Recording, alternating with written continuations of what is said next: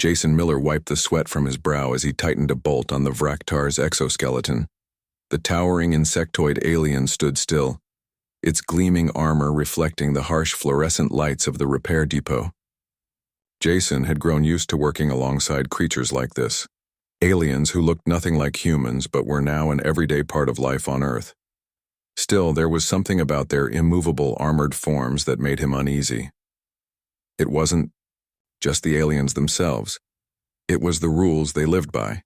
Every non-human entity in the Accord, the coalition of advanced extraterrestrial species that governed Earth, was required to wear protective armor at all times. Humans, however, were exempt. No one questioned why. Well, almost no one. Jason glanced over at another mechanic across the room, a young woman named Mia. She was chatting with Illumineth, one of the crystalline beings whose shimmering surfaces seemed to glow faintly even under artificial light.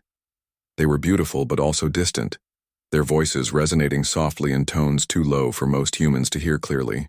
Jason wondered if they ever thought about what it would be like not to wear armor, not to have their bodies encased in layers of metal and tech.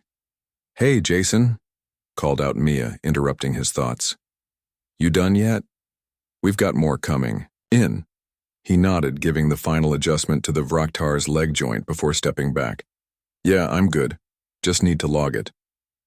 As he walked toward his workstation, he couldn't help but notice how quiet the aliens always were.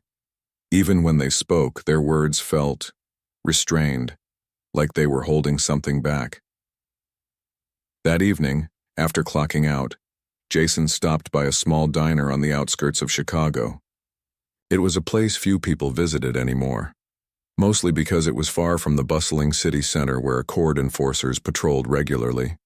But tonight, someone else was already seated at his usual booth near the window. A woman with short, brown hair and a determined expression sat sipping coffee, her laptop open on the table. "You're late," she said without looking up as Jason slid into the seat across from her. "Sorry, Claire," he replied, shrugging off his jacket. "Had to finish up some repairs. What's so urgent?" Claire Bennett closed her laptop and leaned forward, her green eyes locked onto his. "I think I've found something big. Something you should know about." Jason raised an eyebrow. He'd known Claire for years. They went way back to high school. But lately, she'd been acting differently. More secretive, more driven.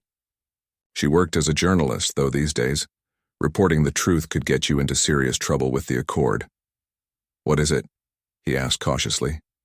She hesitated for a moment, then pulled out a folder stuffed with papers. "Do you ever wonder why the Accord makes everyone except humans wear armor?" Jason shrugged. "Not really. I mean, we're not exactly built like them, are we? Maybe they don't think we need it."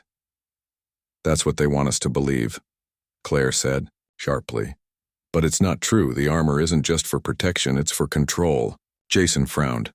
"Control? Come on, Claire, that sounds kind of paranoid." "No, listen to me." She opened the folder and spread out several documents. Some were printed reports, others screenshots of encrypted files. "I've been digging into leaked data from inside the Accord. This stuff isn't easy to come by, but here's the gist. Every piece of armor has a neural interface. It monitors brain activity, suppresses certain thoughts, and even influences behavior." Jason stared at the papers, feeling a chill creep up his spine. "Are you saying the aliens aren't choosing to follow the Accord's rules? That they're being forced?" "Exactly." Claire tapped one of the documents. "And it gets worse. The Accord claims the armor is necessary to maintain order, but it's actually a tool for domination. These aliens, they're prisoners in their own bodies." For a long moment, Jason didn't say anything. He thought about Crix, the Vraktar he'd worked on earlier that day. The alien had seemed unusually subdued, even for its species. Was it possible that Crix wasn't naturally quiet? That the armor was keeping it docile? "This is crazy," Jason muttered finally. "If this is true, why hasn't anyone figured it out before?" "Because the Accord controls everything," Claire said bitterly. "They monitor communications, censor information, and silence dissenters. Anyone who tries to expose the truth disappears. Like my source did last week. Jason's stomach twisted. Your source disappeared? Claire nodded grimly. Which is why I needed to talk to you. You work with these aliens every day. If anyone can confirm what I've found, it's you. Jason rubbed his temples, overwhelmed by the implications. He wanted to dismiss Claire's theory as conspiratorial nonsense, but deep down, he knew she wouldn't make this up. And if she was right, and I'll keep an eye out, he promised reluctantly. But don't expect miracles, I'm just a mechanic. You're more than that, Claire insisted. You care, Jason. That's rare these days. As they parted, ways outside the diner, Jason couldn't shake the weight of what Claire had told him.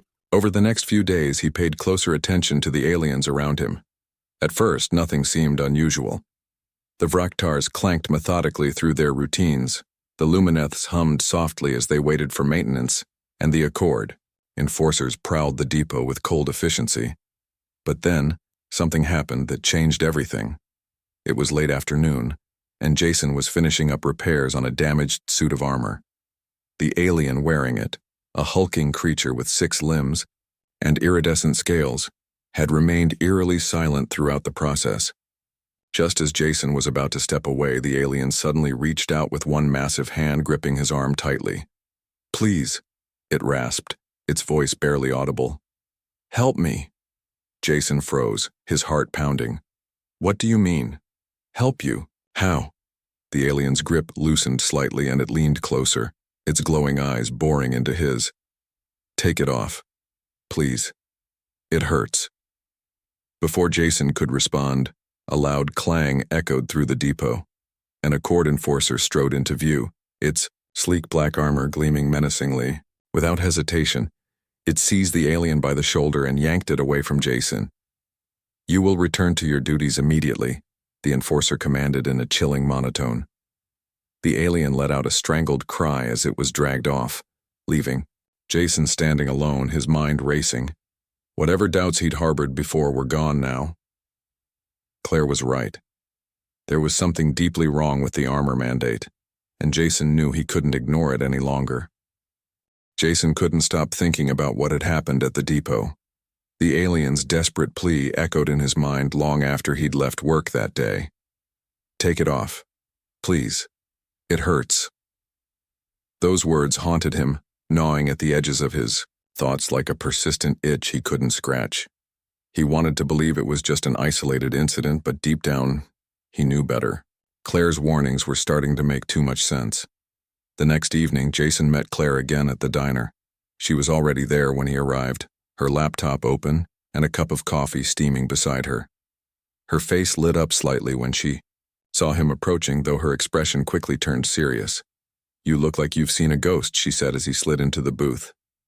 Something happened today, Jason replied, leaning forward. His voice was low, almost a whisper, even though the diner was nearly empty. One of the aliens, I think it was trying to ask for help. Claire's eyes widened. What do you mean? Jason recounted the encounter, describing how the alien had begged him to remove its armor and how the Accord enforcer had intervened before he could respond. By the time he finished, Claire was gripping the edge of the table, her knuckles white. This is huge, she said finally. If they're reaching out to humans, it means the suppression isn't perfect. There are cracks in the system. But why me? Jason asked, shaking his head. Why would it ask me for help? I'm nobody. You're not nobody, Claire countered firmly. You work with them every day. They see you. Maybe they trust you more than they trust their own kind, or the Accord.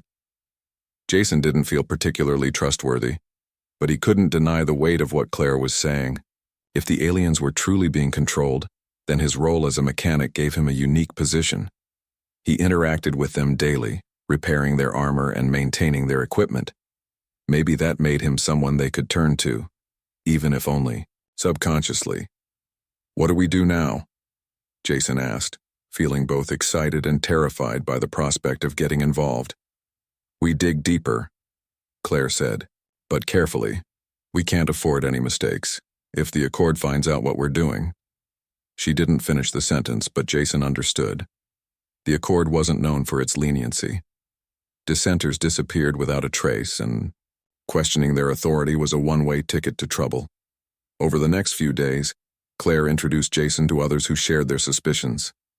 One of them was Elena Torres, a former Accord liaison who had defected after uncovering the truth about the armor mandate. Elena was older than Jason and Claire, with sharp features and an air of quiet determination. She spoke softly but carried an authority that demanded attention. The neural interfaces embedded in the armor aren't just monitoring devices, Elena explained during one of their secret meetings. They're designed to suppress free will. Think of it like a leash, subtle, enough that most don't realize they're being controlled, but strong enough to keep them in line. Jason listened intently, his unease growing with every word. So the Accord isn't protecting these aliens, they're enslaving them. Elena nodded grimly. Exactly. And it's not just the aliens wearing armor. The Accord uses similar tech on other species, including artificial intelligences. Anything that poses a potential threat to their dominance is kept under control. But why leave humans alone? Jason asked. Why exempt us from the mandate? That's the question, isn't it? Elena replied, her gaze piercing. Some say it's because the Accord sees humans as naturally compliant. Others believe it's because they fear our unpredictability. Humans are resourceful, adaptable, and notoriously difficult to control. For now, they've chosen to let us operate freely. But that could change if we become too much of a problem. Jason felt a chill run down his spine. The idea of humanity, being forced into armor like the aliens, was horrifying, but what scared him even more was the realization that the Accord might already be watching them.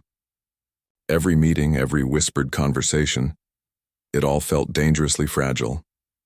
As the days passed, Jason became increasingly aware of the risks they were taking. At the depot, he noticed Accord enforcers lingering more frequently, their presence heavy and oppressive. Conversations among the workers grew quieter, more guarded. Even the aliens seemed more subdued, their movements stiff and mechanical. Then one afternoon, Crix appeared again. Crix was a Vraktar, one of the insectoid aliens Jason had worked on before. This time, however, the alien approached him directly, ignoring the usual protocol of waiting silently for repairs. Its armored form loomed over Jason, blocking out the light from the overhead lamps. Jason Miller, Crix rasped, its voice barely audible. I need your help. Jason glanced around nervously. The depot was busy, with mechanics and Accord personnel moving back and forth. If anyone noticed Crix behaving strangely, it could spell disaster. Not here, Jason whispered urgently. Later, meet me outside after your shift. Crix hesitated, its multifaceted eyes flickering with uncertainty. Then it nodded slightly and backed away, blending seamlessly into the crowd of workers. Jason spent the rest of the day in a state of heightened tension, his hands trembling as he worked on routine repairs. When his shift finally ended, he hurried to the designated meeting spot, a secluded alley behind the depot. Crix was already there, its massive form casting a long shadow in the dim light. I shouldn't be here, Crix began, its voice strained. But I can't endure this any longer. The armor, it consumes me. What do you mean? Jason asked, stepping closer cautiously. What's wrong with it? It's poisoning me, Crix replied, its tone filled with anguish. Not just physically, but mentally. My thoughts, they're not my own anymore. The Accord, they use the armor to silence dissent, to erase individuality. Jason felt a surge of anger mixed with pity. He wanted to help, but he didn't know how. Removing the armor entirely was impossible. It was fused to Crix's body, an integral part of its existence. But maybe there was another way. Let me talk to my friends, Jason said finally. We're trying to understand what's happening. Maybe we can find a way to disable the neural interface without harming you. Crix's eyes glowed faintly, a flicker of hope breaking through its despair. Thank you, it murmured. I didn't think anyone would listen. Before Jason could respond, a loud clang echoed through the alley. Accord enforcers emerged from the shadows, their weapons drawn. Jason's heart sank as he realized they'd been followed. You will come with us, one of the enforcers commanded, pointing at Crix. No, Jason shouted instinctively, stepping between them. Leave it alone. The enforcer turned its cold gaze on Jason. "Interference is prohibited. Step aside." Jason hesitated, torn between fear and defiance. But before he could act, Crix stepped forward, its armored form towering over the enforcers. "I won't go quietly," Crix declared, its voice resonating with unexpected strength. Then with a sudden burst of speed, it charged past the enforcers and disappeared into the night. Jason stood frozen, his pulse racing. The enforcers glared at him for a moment longer before turning and leaving, their footsteps fading into the distance. When Jason returned home that night, he couldn't sleep. The image of Crix fleeing into the darkness replayed in his mind over and over. He knew the Accord wouldn't forget this. They'd be watching him now, scrutinizing his every move. But despite the danger, Jason felt a spark of resolve ignite within him. If Crix was willing to risk everything for freedom, then so was he. The next morning, Jason met Claire and Elena to share what had happened. Both women listened intently, their expressions grave. "This changes things," Elena said finally. "The Accord knows we're onto something. We need to accelerate our plans." "What plans?" Jason asked, his voice tinged with frustration. "We're just a handful of people against an entire empire." "Maybe," Claire admitted. "But empires fall when enough people refuse to bow to them. We start small, with Crix and others like it. If we can free even a few, it'll send a message." Jason nodded slowly, understanding dawning on him. They weren't just fighting for themselves or for the aliens. They were fighting for the future, for a world where no one had to live in chains. It was a daunting task, but for the first time in his life, Jason felt like he had a purpose. And so the rebellion began to take shape, not with grand declarations or epic battles, but with quiet acts of defiance. Acts that would eventually grow into something far greater than any of them could have imagined. The days following Crix's escape were tense and uneasy. Jason couldn't shake the feeling that he was being watched. At the depot, Accord enforcers seemed to linger longer than usual, their cold eyes scanning the workers with mechanical precision. Conversations among the mechanics became hushed and cautious, as if everyone feared saying the wrong thing. Even the aliens appeared more withdrawn, their movements stiff and robotic, as though they were deliberately avoiding attention. Jason tried to focus on his work, but his mind kept drifting back to Crix.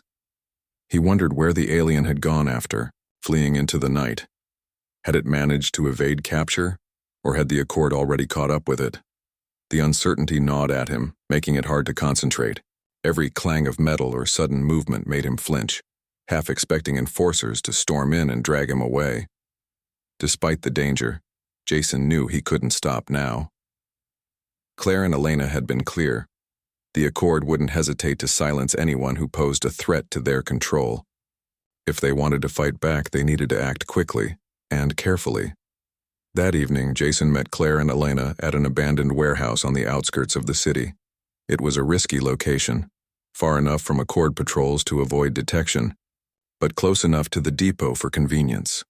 Inside, the air was damp and musty, the faint smell of rust lingering in the shadows. A group of about 10 people had gathered, their faces illuminated by the soft glow of a single overhead bulb. Some were humans, others aliens who had somehow managed to remove or disable parts of their armor. "This is everyone we can trust right now," Claire said quietly as Jason entered. "More will join us once they see what we're capable of." Elena stepped forward, her voice steady and commanding. "We've identified a target, a maintenance facility where damaged armor is repaired and reprogrammed. If we can infiltrate it, we might be able to disable the neural interfaces embedded in the suits. That could free dozens of aliens at once." Jason frowned, trying to process the plan. "How do you expect us to get inside? The Accord doesn't exactly hand out invitations." "We'll use deception," Elena replied. "You'll pose as a mechanic transferring equipment from the depot. With your clearance, you'll have access to the facility. Once inside, we'll create a distraction to draw the guards away while you sabotage the systems." "And what happens if I get caught?" Jason asked, his voice tight with anxiety. "Then we'll deal with it," Claire interjected firmly. "But we won't let that happen. We've planned this down to the smallest detail." Jason nodded reluctantly. He trusted Claire and Elena, but the risks were enormous. If the Accord discovered what they were doing, there would be no second chances. The operation was set for 2 nights later. Jason spent the intervening time preparing mentally and physically. He reviewed the layout of the facility, memorized the security protocols, and practiced disabling the neural interfaces on old pieces of scrap armor Elena had scavenged. By the time the night of the mission arrived, he felt as ready as he could. But readiness didn't make the fear go away. Under the cover of darkness, Jason drove a nondescript cargo van loaded with tools and spare parts toward the maintenance facility. His heart pounded as he approached the checkpoint where 2 Accord enforcers stood guard. Forcing himself to remain calm, he rolled down the window and held up his ID badge. "Routine transfer from Depot 12, he said, keeping his tone neutral. "Authorization code Delta 7. One of the enforcers scanned his badge, its glowing eyes flickering as it processed the information. After what felt like an eternity, it stepped aside and waved him through. Inside the facility, Jason parked the van near a loading dock and began unloading equipment. The place was eerily quiet, the hum of machinery the only sound breaking the stillness. As he worked, he kept one eye on the clock. Any minute now, the distraction would begin. Suddenly, alarms blared throughout the building. Red lights flashed, as shouts echoed in the distance. Jason dropped what he was holding and sprinted toward the main control room, his pulse racing. The plan was working, at least so far. When he reached the control room, he found it deserted. The guards had rushed off to investigate the disturbance, leaving the systems vulnerable. Jason quickly connected his handheld device to the central terminal and initiated the program Elena had created. Lines of code scrolled across the screen as the software began disabling the neural interfaces linked to the armor. But just as the process reached 50%, a loud crash echoed from outside. Jason froze, his breath catching in his throat. Footsteps thundered down the hallway, growing louder with each passing second. The Accord enforcers were returning. Thinking fast, Jason grabbed a nearby toolkit and ducked behind a console. Moments later, the door burst open and 3 enforcers stormed in, their weapons drawn. They scanned the room, their glowing eyes sweeping over every corner. "He's here somewhere," one of them growled. "Find him." Jason held his breath, praying they wouldn't notice him. But then, one of the enforcers spotted the terminal. Its head tilted slightly as it processed the data on the screen. "Intruder detected," it announced coldly. "Terminate immediately." Before Jason could react, the enforcer fired a bolt of energy toward the terminal. Sparks flew as the machine exploded, cutting off the sabotage attempt. Jason cursed silently, knowing he had to finish the job manually. Taking advantage of the chaos, he darted out from behind the console and lunged for the backup controls on the opposite wall. The enforcers turned their weapons on him, but he was faster. Ducking and weaving between obstacles, he reached the panel and slammed his hand against the activation switch. The system rebooted, resuming the program Elena had designed. Alarms screamed louder as the neural interfaces began shutting down across the facility. Armor-clad aliens staggered as the oppressive weight of the Accord's control lifted from their minds. Some collapsed to their knees, overwhelmed by the sudden freedom. Others looked around in confusion, as if seeing the world for the first time. One of the enforcers aimed directly at Jason, its weapon charging ominously. Just as it prepared to fire, a massive shadow filled the doorway. Crix barreled into the room, knocking the enforcer aside with a powerful swipe of its armored arm. The other 2 turned to confront the Vraktar, giving Jason precious seconds to escape. "Thank you," Jason gasped as Crix shielded him from the enforcer's attacks. "No," Crix replied, its voice resonating with newfound strength. "Thank you." Together, they fought their way out of the facility, joining the growing crowd of freed aliens outside. The scene was chaotic, but exhilarating. Aliens who had once been silent and obedient were now shouting, laughing, and embracing one another. For the first time in years, or perhaps ever, they were truly free. As Jason climbed into the waiting van, he glanced back at the facility. Flames licked at the windows, evidence of the rebellion spreading. The Accord wouldn't take this lightly. They'd retaliate with force. But for now, at least, hope burned brighter than fear. When Jason returned to the warehouse, Claire and Elena greeted him with wide eyes and relieved smiles. "You did it," Claire said, pulling him into a tight hug. "You actually did it." "I didn't do it alone," Jason replied, glancing at Crix, who stood nearby. "None of us could have done this without each other." Elena nodded solemnly. "This is just the beginning. The Accord won't forgive this act of defiance, but tonight we showed them, and ourselves, that resistance is possible." As dawn broke over the horizon, painting the sky in shades of orange and pink, Jason realized something profound. Freedom wasn't given, it was taken. And though the road ahead would be fraught with danger, he knew they were ready to face whatever came next. Together, they had started a movement. One that would change the course of history forever. The aftermath of the sabotage at the maintenance facility spread like wildfire. News of the rebellion traveled quickly, not through official channels but through whispers and signals shared among those who dared to resist. Freed aliens began organizing themselves, their newfound autonomy, sparking a chain reaction that reached far beyond the walls of the facility. At first it was small acts, aliens refusing to follow Accord orders, dismantling parts of their armor in symbolic defiance, or simply gathering in groups to talk openly for the first time in years. But soon, these isolated incidents grew into something much larger. Jason, Claire, and Elena watched as their movement gained momentum. They had expected the Accord to retaliate swiftly, crushing the uprising before it could take root. But instead, the alien overlords seemed hesitant, almost uncertain. Perhaps they hadn't anticipated such widespread dissent, or maybe they were struggling to comprehend why beings they had controlled so thoroughly were suddenly breaking free. For Jason, the days following the sabotage were a blur of activity.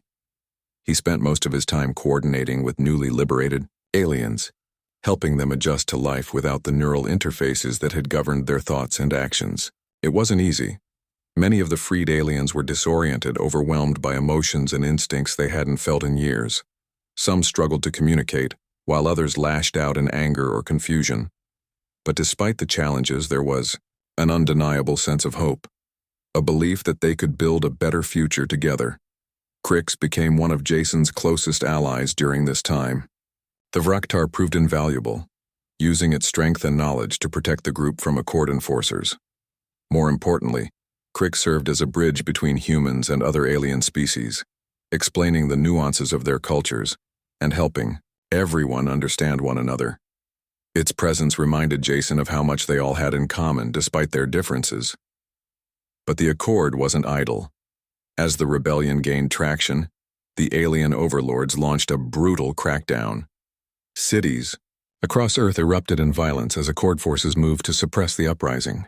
Streets were flooded with enforcers, their sleek black armor gleaming ominously under the sun. Skirmishes broke out wherever rebels gathered, leaving destruction and chaos in their wake. Innocent civilians, both human and alien, were caught.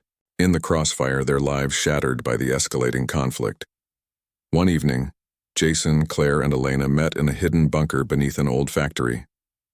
The space was cramped and dimly lit, filled with makeshift supplies and maps pinned to the walls.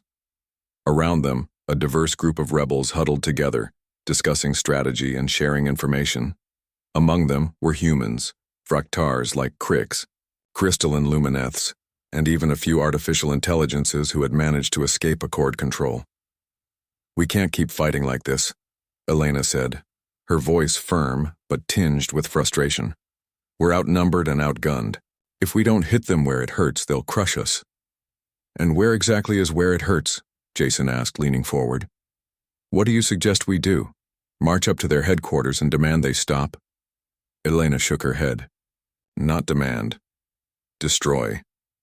Claire nodded slowly, catching on to Elena's idea. "She's talking about the orbital command station, the central hub where the Accord oversees everything. That's where the neural interface network is controlled. If we can disable it, we can sever their grip on the entire system." Jason stared at them, his mind racing. The plan was audacious, bordering on suicidal. The command station orbited, high above Earth, guarded by layers of defenses no rebel force had ever breached. Even thinking about infiltrating it felt like madness. "It's impossible," he said finally. "We don't have the resources, the weapons, or the manpower to pull off something like that." "Maybe not," Claire admitted, "but we have something else. Desperation. And sometimes that's enough." Elena pulled out a holographic map of the orbital station, projecting it onto the wall. "Here's the layout," she explained. "The core system is located deep inside the station, surrounded by multiple security checkpoints. Getting there won't be easy, but if we can create diversions and coordinate our attacks carefully, we might stand a chance." Jason studied the map, trying to imagine how they could possibly succeed. The odds were stacked against them, but he couldn't deny the logic behind the plan. If they failed, the Accord would continue its oppressive rule indefinitely. If they succeeded, even partially, they could inspire others to rise up and join the fight. "All right," he said finally, his voice steady despite the knot of fear in his stomach. "Let's do it. But we'll need everyone we can trust, and then some." Over the next week, the rebels prepared for the assault. They gathered weapons, modified ships, and trained tirelessly for the mission ahead. Jason worked alongside Crix and other aliens, learning how to operate unfamiliar technology and adapt to new combat tactics. Despite the language barriers and cultural differences, they found ways to communicate and collaborate, united by a shared goal. As the launch date approached, tensions ran high. Everyone knew the risks. Many wouldn't return. But there was also a sense of determination, a quiet resolve that bound them together. They weren't just fighting for themselves. They were fighting for every being oppressed by the Accord. On the night of the operation, the rebel fleet assembled in a remote desert region, far from Accord surveillance. Dozens of ships, some stolen, others cobbled together from scrap, formed a ragtag armada ready to face the might of the Accord. Jason climbed aboard a small transport vessel alongside Claire, Elena, and Crix. Their destination, the orbital command station. The journey was tense and silent, broken only by the hum of engines and the occasional crackle of communication over the radio. When they reached orbit, the sight of the massive station loomed before them, its sleek metallic surface bristling with weapons turrets and defense drones. It was intimidating, almost impenetrable, but the rebels didn't hesitate. Phase 1. "Initiate," Elena announced over the comms. "All units engage." The battle began with a barrage of missiles and energy blasts, lighting up the void of space like fireworks. Rebel ships swarmed the station, drawing fire from Accord defenses and creating openings for smaller vessels to slip through. Jason's transport ship darted toward a service hatch, dodging laser fire and debris as it approached. Once inside, the team split into two groups. Claire and Elena led a diversionary squad to draw attention away from the core system, while Jason and Crix headed deeper into the station. The corridors were narrow and labyrinthine, lined with pulsing conduits and glowing panels. Accord enforcers patrolled the area, their movements precise and mechanical. "Stay close," Jason whispered to Crix as they moved cautiously through the shadows. "We don't want any surprises." They encountered resistance almost immediately. A squad of enforcers appeared around a corner, their weapons raised. Jason reacted instinctively, firing his blaster and ducking behind cover. Crix charged forward, its armored bulk shielding Jason as it batted aside the attackers with powerful swings of its limbs. "Keep moving," Crix urged, its voice resonating with urgency. Jason nodded, sprinting past the fallen enforcers and continuing toward the core chamber. When they finally reached it, they found the door sealed shut, protected by a complex locking mechanism. "I've got this," Jason said, pulling out a hacking device. His hands trembled slightly as he connected it to the panel, but he forced himself to focus. After several tense moments, the lock disengaged and the door slid open. Inside, the core system pulsed with energy, a massive sphere suspended in a web of wires and conduits. Jason approached it cautiously, his heart pounding. This was it, the source of the Accord's control. If he could disable it, The neural interfaces embedded in the armor would collapse, freeing countless beings across the galaxy. But as he began working on the system, alarms blared throughout the chamber. Reinforcements poured in, surrounding him and Crix. Jason cursed under his breath, realizing they had been ambushed. "There's too many of them," he shouted, firing wildly at the advancing enforcers. Crix stepped in front of him, shielding him with its body. "Finish it," the Vraktar commanded. "I'll hold them off." "No," Jason protested, unwilling to let Crix sacrifice itself. "We do this together."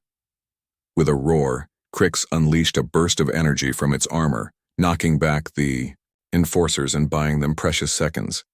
Jason worked furiously, his fingers flying over the controls as he initiated the shutdown sequence. The core began to destabilize, its glow shifting from blue to red. "Get out of here," Jason yelled, pushing Crix toward the exit. "I'll finish it." Crix hesitated, its eyes glowing with gratitude and sorrow. Then it turned and fled, disappearing into the corridor just as the core exploded in a brilliant flash of light. When Jason regained consciousness, he was lying on the floor of the chamber, smoke filling the air. The core was gone, reduced to smoldering wreckage. Around him, Accord enforcers lay motionless, their systems overloaded by the blast. He staggered to his feet, coughing and clutching his side, but alive. Outside, the battle raged on.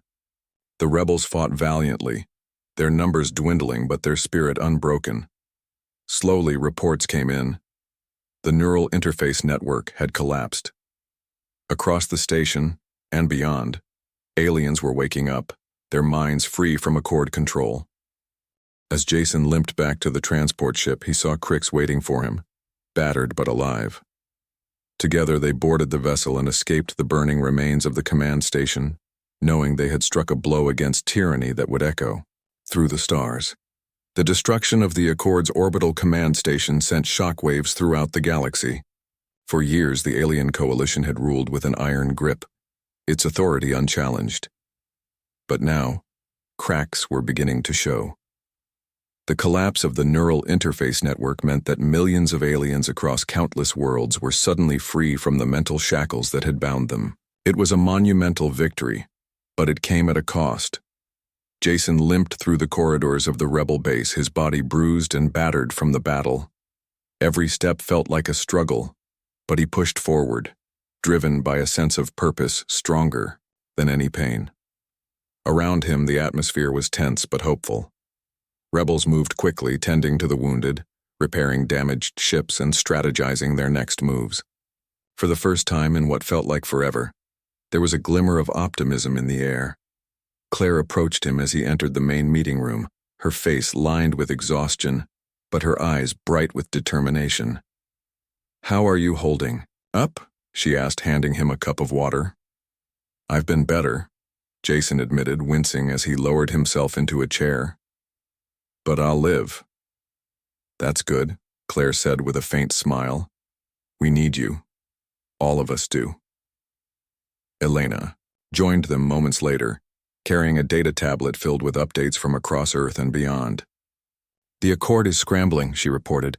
"They're trying to regain control, but they're spread too thin.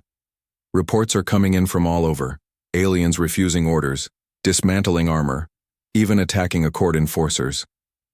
It's not just aliens," Jason added. "Humans are getting involved too.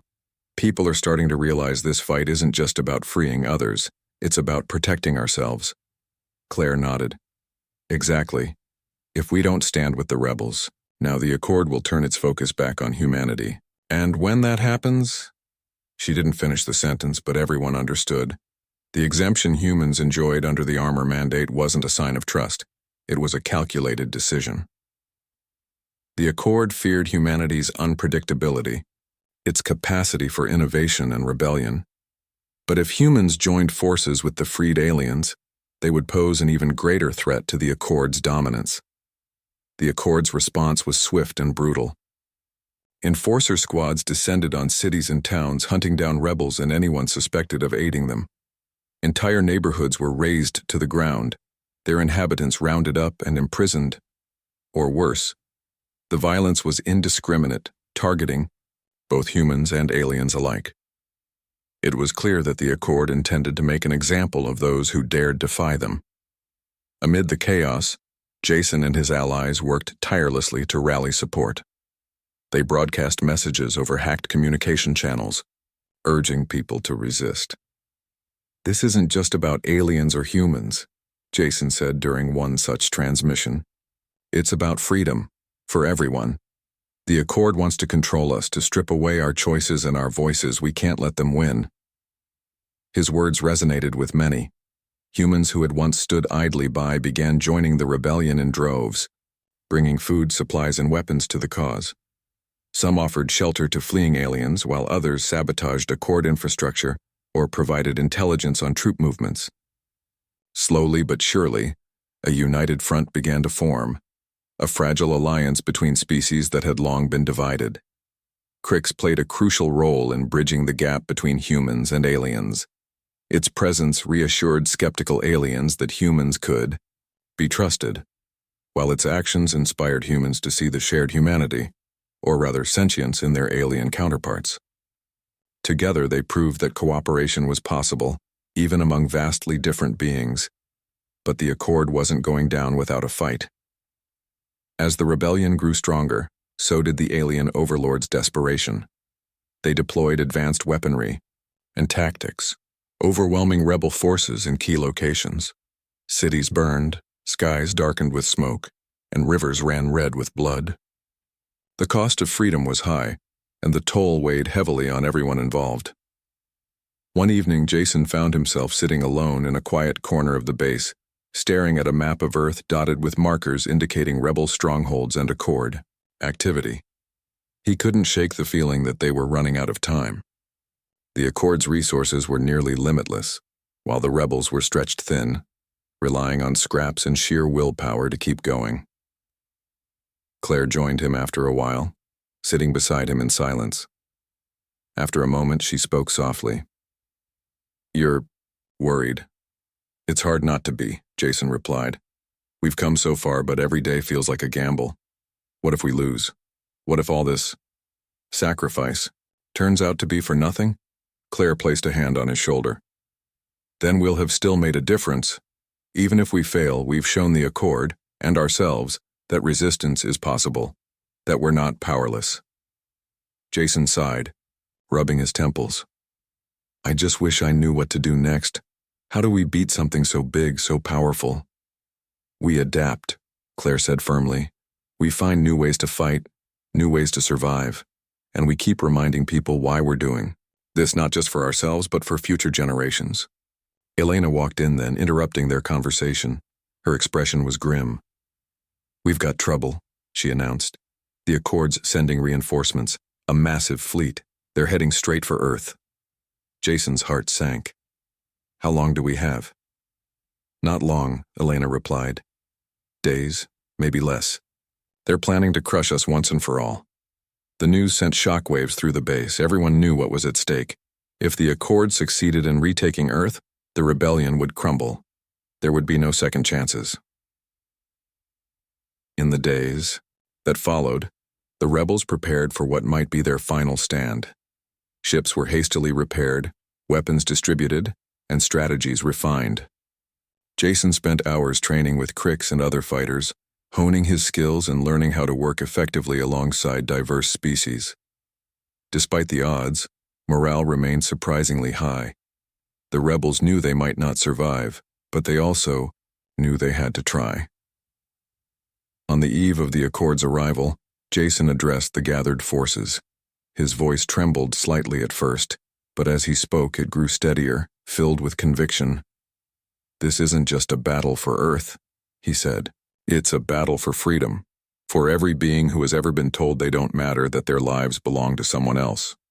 We may not win tomorrow. Hell, we might not even survive, but if we go down fighting, because giving up means letting the Accord win, and I refuse to let that happen." The crowd erupted in cheers, a mix of human voices and alien sounds blending together in a chorus of defiance. Jason looked around at the faces: human, Vraktar, Lumineth, AI, and felt a surge of pride. They were flawed, outnumbered, and outgunned, but they were united. And sometimes that was enough. As dawn broke over the horizon, painting the sky in fiery hues, the Accord's fleet appeared on the edge of Earth's atmosphere. Hundreds of ships, sleek and menacing, descended like vultures circling prey. The rebels braced themselves, ready to meet the onslaught head-on. Jason stood beside Crix, gripping his weapon tightly. "Ready?" he asked. "Always," Crix replied, its voice resonating with quiet strength. Together, they charged into the fray, knowing full well that this might be their last stand.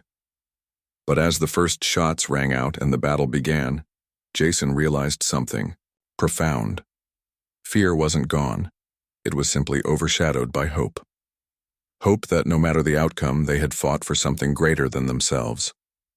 And in that moment, he truly believed they could change the course of history. The war was far from over, but the seeds of rebellion had been sown.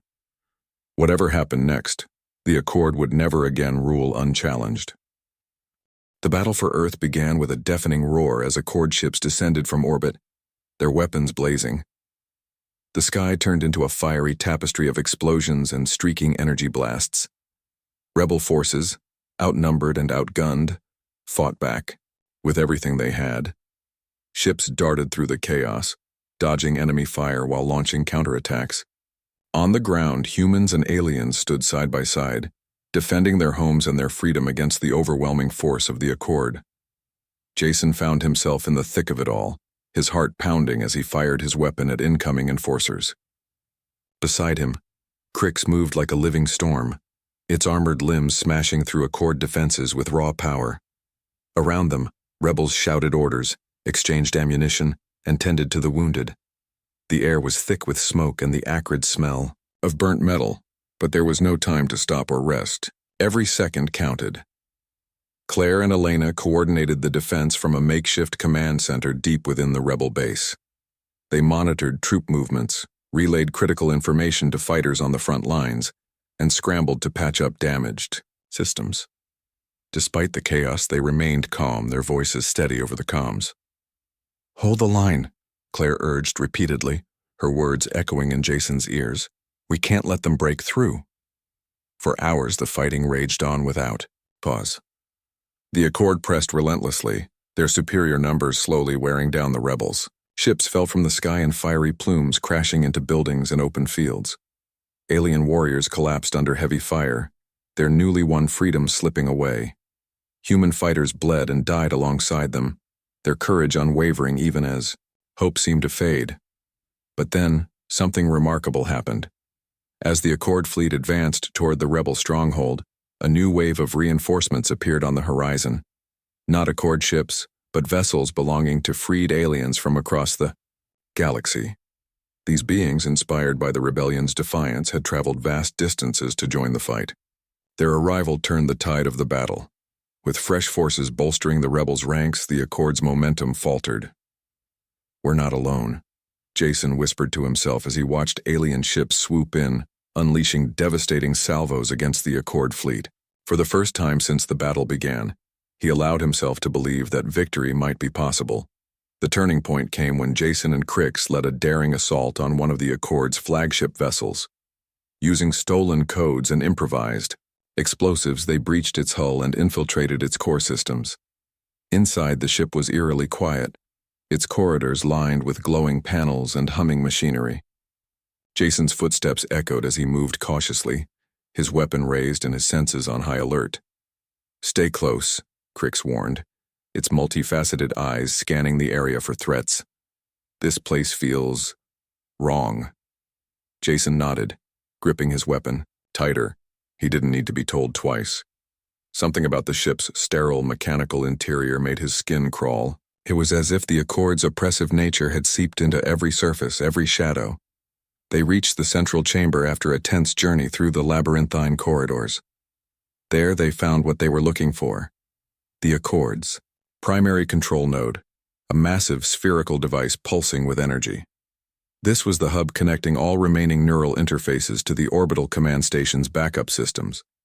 If they destroyed it, the Accord's ability to enforce its will would be crippled permanently.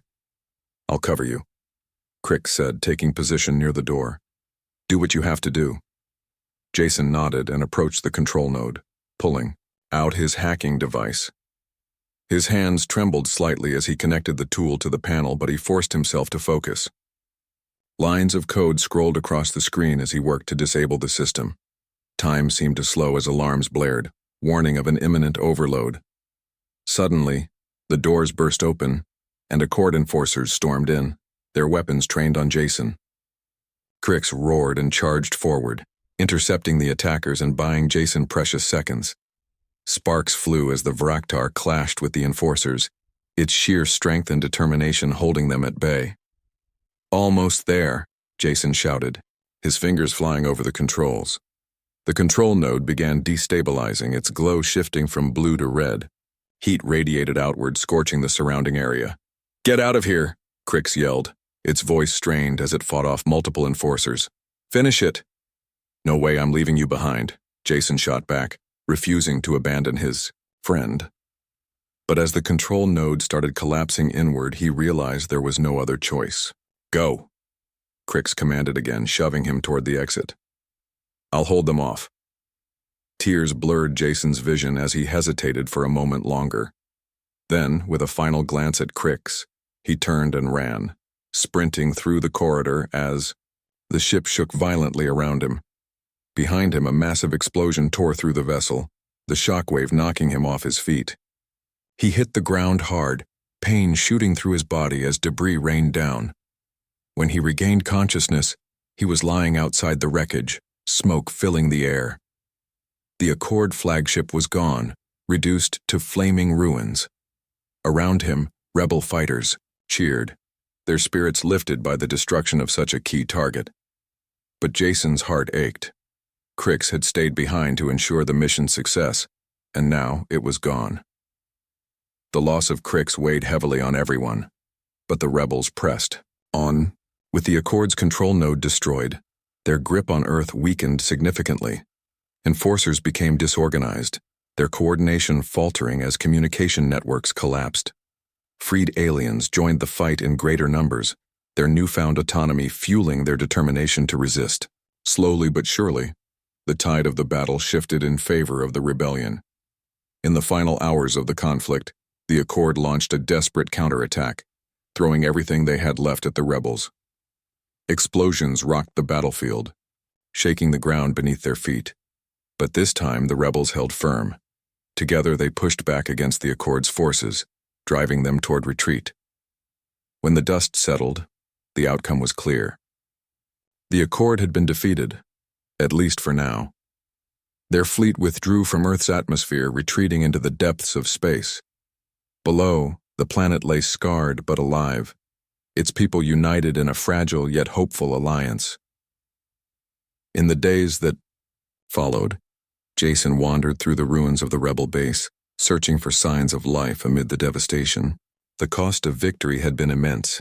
Countless lives lost, cities reduced to rubble, and scars that would take generations to heal. Yet amidst the sorrow, there was also resilience. Survivors worked tirelessly to rebuild, sharing resources and supporting one another regardless of species or background. Claire found Jason sitting alone on a hill overlooking the city, his face etched with exhaustion and grief. She sat beside him silently, offering comfort simply by being there. After a long moment, she spoke softly. "You did good, Jason. We all did. I just wish—" Jason trailed off, his voice cracking. "I wish Crix could see this. It gave everything for us, for all of us." "He did see it," Claire replied gently. "In its own way. Because of Crix, we're free, and that's a legacy worth remembering." Elena joined them shortly after, carrying news of the rebellion's next steps. Plans were already underway to establish a new governing body, one that included representatives from all species, human and alien alike. It wouldn't be easy. Old prejudices and mistrust would take time to overcome.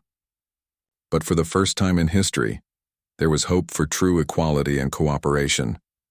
As the sun set over the horizon, painting the sky in hues of orange and pink. Jason felt a flicker of peace. The road ahead would be long and difficult, but the foundation had been laid. Humanity and its allies had proven that unity and courage could overcome even the most oppressive regimes, and somewhere among the stars, Crix's sacrifice lived on, a symbol of hope, freedom, and the enduring spirit of those who refused to bow to tyranny